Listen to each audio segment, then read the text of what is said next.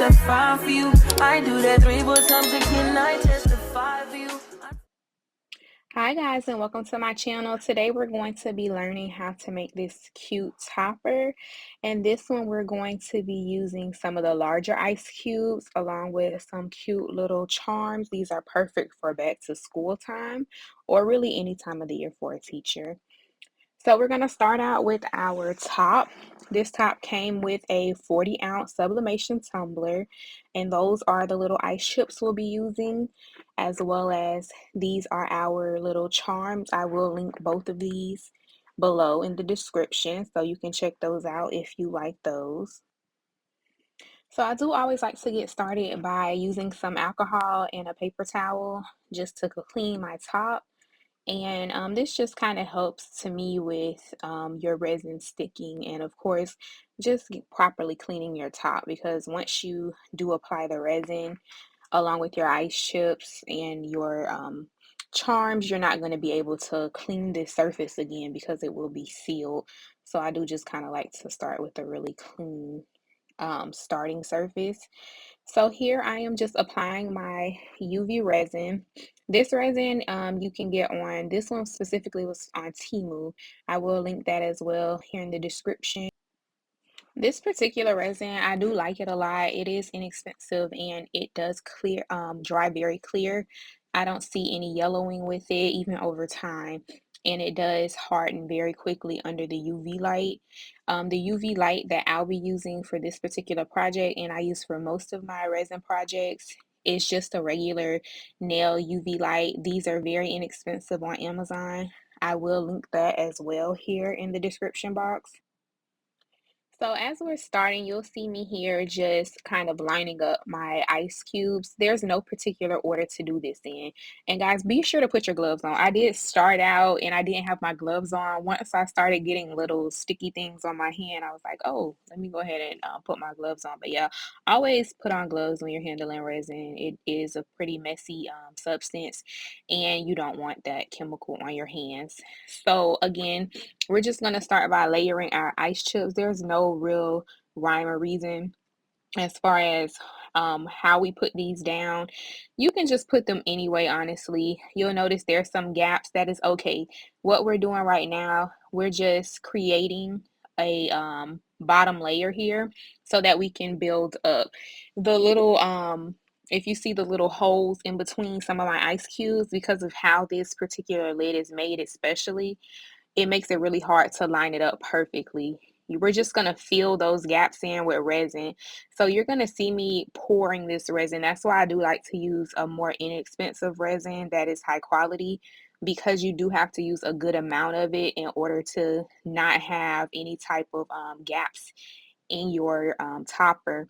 This is so important because a lot of people don't like to do toppers or get them because they complain about them developing molds or yellowing, things of that nature. And a lot of that comes into play because people don't seal them properly. So if you don't seal it really good, you're going to run into that issue. So you'll notice that I am using a really nice amount of resin. As you can see, it's kind of spilling over here. That just goes to show kind of how much I kind of pour onto it, so that when I do go ahead and harden it, it fills in those gaps. And it's okay, like the little part that's spilling over here, that's perfectly fine, because we're going to fill all of that in with resin as we go regardless. And again, I'm just kind of working my pieces in right now. No real order, and you just want to go in, and I'm going to now start with the actual top of this. And again, remember, I know it's probably self-explanatory, but you're not going to be able to turn this lid once you have started applying these chips. So just make sure that your straw can go through the actual hole. We probably should have went over that in the beginning, but kind of common sense, but something to think about, because sometimes these are turned, because you can turn the white part here. So now I am just building in the middle part, and I am going to continue the same thing, and I'm just going to cure once I have a nice base for the bottom of my topper. So we're going to go ahead and speed this up because it's kind of going to be the same. We're just putting those in, fitting in our ice cubes as we go, any way that we see fit. Remember, there's no real pattern to this. You don't have to do it a certain way. Just kind of let the chips fall and naturally have a flow.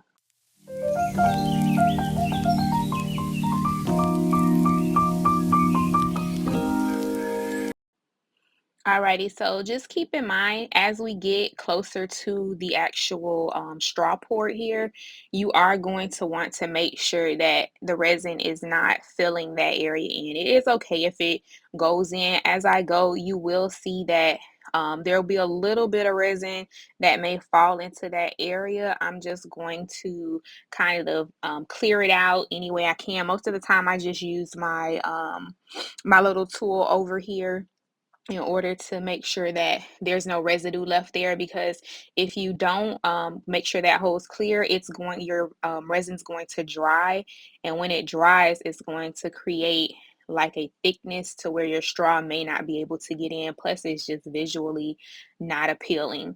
And then here I am just going ahead and I am starting my second layer again. Notice how I am literally like pouring resin. The reason is I'm not going to sit there and do like little dots of resin in order to put it. I'm pouring because I want to make sure everything under there, I need it to seal. And again, I'm sealing that because I'm trying to prevent any air, water, mold, things of that nature from getting into my actual topper and creating like that bacteria or fungus and things that just aren't going to make your customers happy.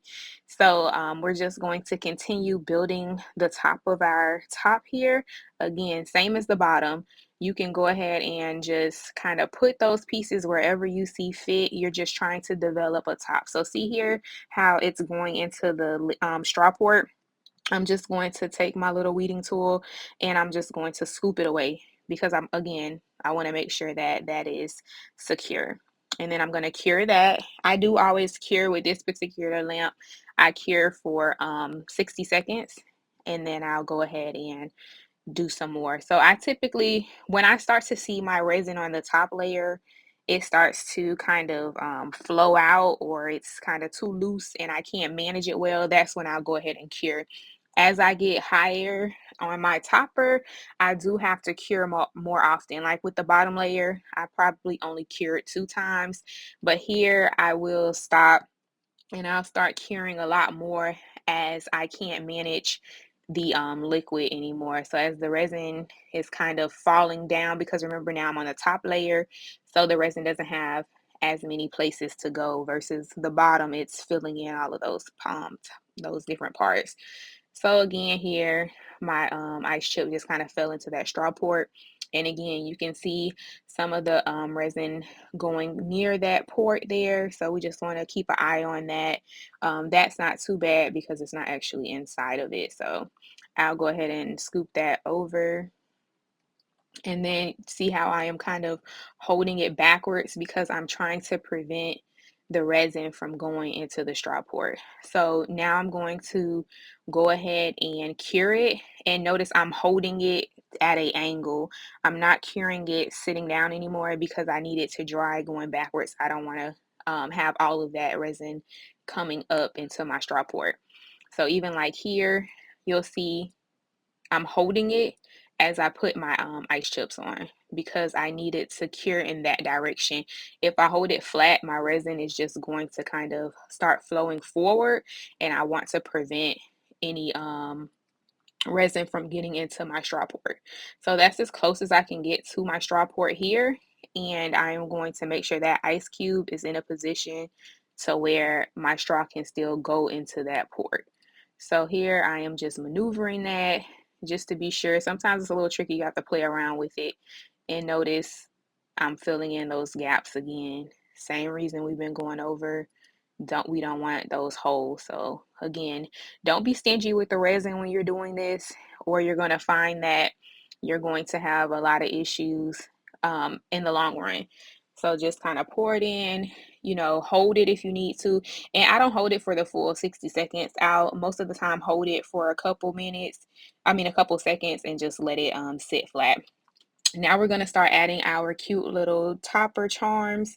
So with these, I literally hold them each one so that it settles, because I don't have any gaps in these particular ice chips.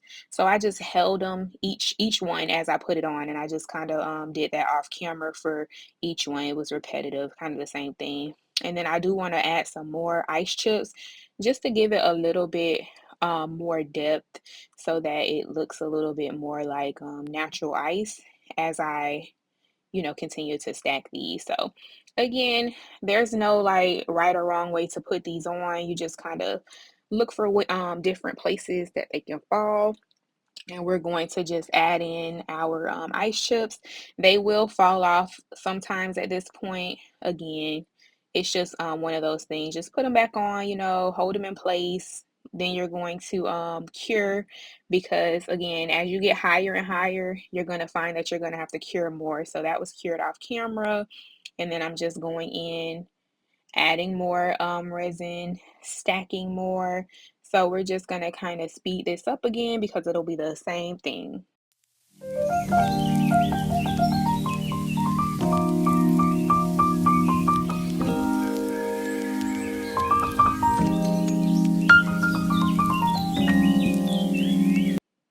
And as I continue to place my ice chips, I noticed, I was like, oh, there's a little gap there. I do want to add another charm. So I did go ahead and add another one here. I did have to switch out my UV resin. I was out. That was and I didn't use a whole bottle on this. That was a bottle that had already been opened.